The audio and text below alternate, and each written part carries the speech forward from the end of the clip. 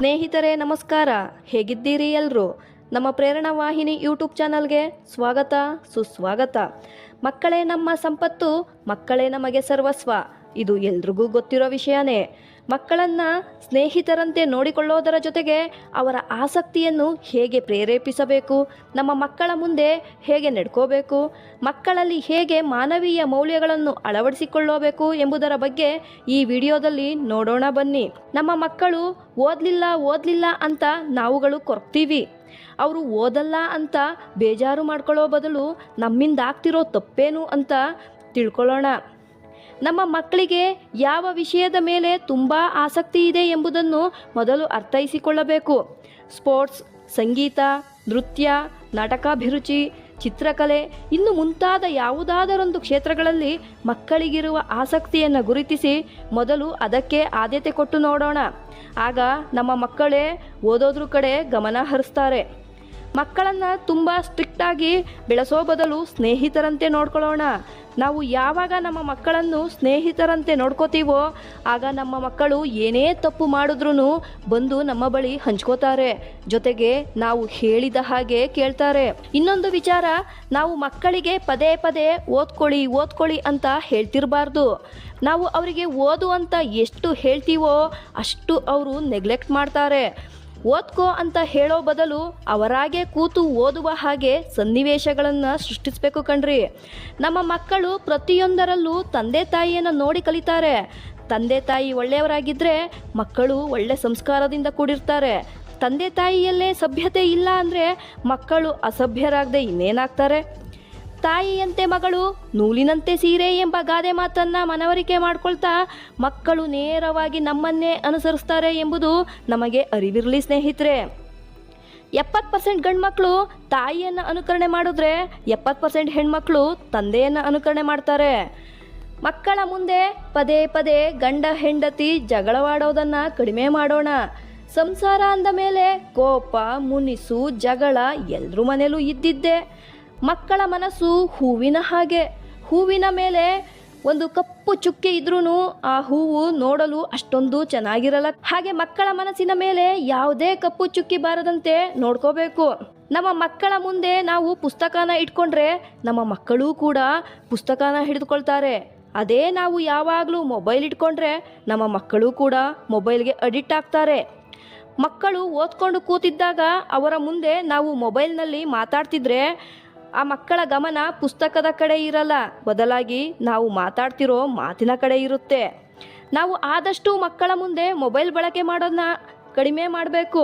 ಸೀರಿಯಲ್ಗಳನ್ನು ಹೆಚ್ಚಾಗಿ ನೋಡೋ ಕೆಲವು ಹೆಂಗಸರಂತೂ ಮಕ್ಕಳು ಓದುವಾಗಲೂ ಕೂಡ ಟಿವಿನ ಆಫ್ ಮಾಡೋದೇ ಇಲ್ಲ. ಕೆಲವರಿಗೆ ತಮ್ಮ ಮಗುವಿನ ಓದಿಗಿಂತ ಸೀರಿಯಲ್ಗಳೇ ಹೆಚ್ಚು. ಮಕ್ಕಳು ರೂಮಿನಲ್ಲಿ ಕೂತ್ಕೊಂಡು ಓದ್ಕೋತಿದ್ದಾರೆ ಅಂತ ನಾವು ಅನ್ಕೋತೀವಿ ಅಷ್ಟೇ. ಅವರ ಗಮನ ಎಲ್ಲ ನಾವು ನೋಡ್ತಿರೋ ಸೀರಿಯಲ್ನ ಸೌಂಡ್ ಕಡೆ ಇರುತ್ತೆ. ಸೀರಿಯಲ್ಗಳು ದಿನಕ್ಕೆ 3 ಸರ್ತಿ ಬರ್ತಾವೆ. ಮನೇಲಿ ಯಾರೂ ಇಲ್ಲದೆ ಇದ್ದಾಗ ನೋಡೋಣ, ಯಾರು ಬೇಡ ಅಂತಾರೆ? ಬೆಳಗ್ಗೆಯಿಂದ ಸಂಜೆವರೆಗೂ ದುಡಿದು ಸಾಕಾಗಿ ಬರೋ ನಮ್ಮ ಯಜಮಾನ್ರ ಕೈಗೆ ಟಿವಿ ರಿಮೋಟ್ನ ಕೊಡೋಣ. ಅವ್ರಿಗೂ ಖುಷಿಯಾಗುತ್ತೆ. ಅವರು ಬಹುತೇಕ ನೋಡೋದು ನ್ಯೂಸ್ ಚಾನಲ್ನೇ. ಇದು ಮಕ್ಕಳಿಗೂ ಉಪಯೋಗ. ಸ್ವಲ್ಪ ಹೊತ್ತು ನೋಡಿದ ಮೇಲೆ ಮಕ್ಕಳೇ ಓದ್ಕೊಳ್ಳೋದಕ್ಕೆ ಎದ್ದೋಗ್ತಾರೆ. ನಮ್ಮ ಹಳ್ಳಿ ಕಡೆ ಹೆಚ್ಚು ಹೆಂಗಸರು ತಮ್ಮ ಮಕ್ಕಳ ಮುಂದೆನೇ ಕಂಡವ್ರ ಮನೆ ವಿಚಾರನ ತುಂಬ ಸೊಗಸಾಗಿ ಹೇಳ್ತಿರ್ತಾರೆ. ಕಂಡವ್ರ ಮನೆ ವಿಚಾರ ಮಾತಾಡೋದ್ರಿಂದ ನಮಗೆ ಬರೋ ಲಾಭನಾದರೂ ಏನು ಹೇಳಿ? ಕಂಡವ್ರ ಮನೆ ವಿಚಾರ ಮಾತಾಡಿಕೊಂಡು ಕಾಲಹರಣ ಮಾಡೋದರ ಬದಲು ನಾವು ಹೇಗೆ ನಮ್ಮ ಮಕ್ಕಳನ್ನು ಬೆಳೆಸಬೇಕು, ನಮ್ಮ ಮಕ್ಕಳು ಎಲ್ಲಿ ತಪ್ಪೆಜ್ಜೆ ಇಡ್ತಿದ್ದಾರೆ, ನಮ್ಮ ಮಕ್ಕಳು ಚೆನ್ನಾಗಿ ಓದಬೇಕು ಅಂದರೆ ನಾವೇನು ಮಾಡಬೇಕು, ನಮ್ಮ ಸಂಸಾರ ಮುಂದುವರಿಬೇಕು ಅಂದರೆ ನಾವು ಯಾವ ಕೆಲಸ ಮಾಡಬೇಕು ಅನ್ನೋದ್ರ ಬಗ್ಗೆ ಕೂತ್ಕೊಂಡು ಯೋಚನೆ ಮಾಡೋಣ. ಆವಾಗ ಪ್ರತಿಯೊಂದು ಸಂಸಾರ ಆನಂದ ಸಾಗರ ಆದರೂ ಆಗಬಹುದು. ನಮ್ಮ ಮಕ್ಕಳ ಮುಂದೆ ನಾವು ಯಾರನ್ನೂ ಕಡೆಗಣಿಸೋದು ಬೇಡ. ಗುರು ಹಿರಿಯರಿಗೆ ಗೌರವ ಕೊಡೋದರ ಜೊತೆಗೆ ತಗ್ಗಿ ಬಗ್ಗಿ ನಡೆಯೋದನ್ನು ಮೊದಲು ದೊಡ್ಡವರಾದ ನಾವು ಅನುಸರಿಸೋಣ. ಆವಾಗ ನಮ್ಮ ಮಕ್ಕಳಿಗೆ ಸಂಸ್ಕಾರನ ಯಾರೂ ಹೇಳಿಕೊಡೋದೇ ಬೇಡ. ಗುರು ಹಿರಿಯರು ಅಥವಾ ನೆಂಟರಿಷ್ಟರು ನಮ್ಮನೆಗೆ ಬಂದಾಗ ದೊಡ್ಡವರಾದ ನಾವು ಕೂತಿದ್ದ ಜಾಗದಿಂದ ಎದ್ದು ಅವರನ್ನು ಬರಮಾಡ್ಕೋಬೇಕು. ಇದನ್ನೆಲ್ಲ ನೋಡ್ತಾ ನಮ್ಮ ಮಕ್ಕಳು ಕೂಡ ಸಂಸ್ಕಾರವಂತರಾಗ್ತಾರೆ. ಮಕ್ಕಳು ನಮ್ಮ ಪ್ರತಿಯೊಂದು ಹೆಜ್ಜೆನ ಗಮನಿಸಿರ್ತಾರೆ. ಒಮ್ಮೆ ನಾವೊಂದಷ್ಟು ಮಂದಿ ಯಾವುದೋ ಕಾರ್ಯಕ್ರಮಕ್ಕೆ ಹೋಗಿದ್ದಾಗ ನಮಗೆ ಪರಿಚಯ ಇರೋ ಫೈನಲ್ ಇಯರ್ ಡಿಗ್ರಿ ಓದುತ್ತಿದ್ದ ಒಂದು ಹುಡುಗಿ ಕಾಲಿನ ಮೇಲೆ ಕಾಲು ಹಾಕೊಂಡು ಚೇರ್ ಮೇಲೆ ಕೂತಿತ್ತು. ನಮ್ಮ ಜೊತೆ ಸ್ವಲ್ಪ ವಯಸ್ಸಾದವರೆಲ್ಲ ಇದ್ರು. ಆ ಹುಡುಗಿ ಚೇರನ್ನು ಬಿಡೋದಿರಲಿ, ಕಾಲನ್ನು ಕೂಡ ತೆಗಿಲೇ ಇಲ್ಲ. ಒಬ್ಬರು ವಯಸ್ಸಾದವರು ಈ ಹುಡುಗಿಗೆ ಅವರಮ್ಮ ಏನು ಬುದ್ಧಿ ಕಲಿಸಿದಳೋ ಏನೋ, ಇದೇನಾದರೂ ಮದುವೆ ಆದರೆ ಗಂಡನ ಮನೇಲಿ 6 ತಿಂಗಳು ಸಹಿತ ಜೀವನ ಮಾಡಲ್ಲ ಅಂದ್ಬಿಟ್ರು. ವಿಪರ್ಯಾಸ ಏನಪ್ಪ ಅಂದರೆ ಆ ಹುಡುಗಿ ಮದುವೆ ಆದ 4 ತಿಂಗಳಿಗೆ ಅಪ್ಪನ ಮನೆ ಸೇರಿಬಿಟ್ಟಿತ್ತು. ಗಿಡವಾಗಿ ಬಗ್ಗದ್ದು ಮರವಾಗಿ ಬಗ್ಗೀತೆ ಎಂಬ ಗಾದೆ ಮಾತುಗಳನ್ನು ನಮ್ಮ ಹಿರಿಯರು ಸುಮ್ಮನೆ ಹೇಳಿಲ್ಲ ಕಣ್ರಿ.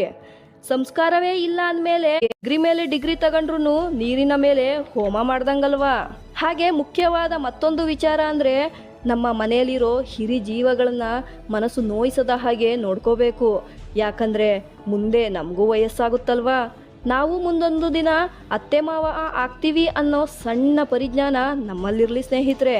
ಮಕ್ಕಳಲ್ಲಿ ಮಾನವೀಯ ಮೌಲ್ಯಗಳು ಮರೆಯಾಗ್ತಿವೆ. ದೊಡ್ಡವರಾದ ನಮ್ಗಳಲ್ಲೇ ಮಾನವೀಯ ಮೌಲ್ಯಗಳ ಗುಣಗಳು ಮರೆಯಾಗ್ತಿವೆ. ಇನ್ನು ಆ ಮಕ್ಕಳಲ್ಲಿ ಎಲ್ಲಿಂದ ಬರಬೇಕು ಹೇಳಿ? ಅದಕ್ಕೆ ಸ್ನೇಹಿತರೆ ಹೇಳೋದು, ಮೊದಲು ದೊಡ್ಡವರಾದ ನಾವು ಸಂಸ್ಕಾರ ಕಲಿತು ಮಕ್ಕಳನ್ನು ಸಂಸ್ಕಾರಯುತರನ್ನಾಗಿ ಮಾಡುವುದರ ಜೊತೆಗೆ ಮಾನವೀಯ ಮೌಲ್ಯಗಳ ಅರಿವನ್ನು ತಿಳಿಸಿ ಅವರ ವರ್ತನೆಯನ್ನು ಬದಲಾವಣೆ ಮಾಡೋಣ ಅಂತ ಹೇಳ್ತಾ ಇಂದಿನ ವಿಡಿಯೋವನ್ನು ಮುಗಿಸುತ್ತೇನೆ. ಧನ್ಯವಾದಗಳು.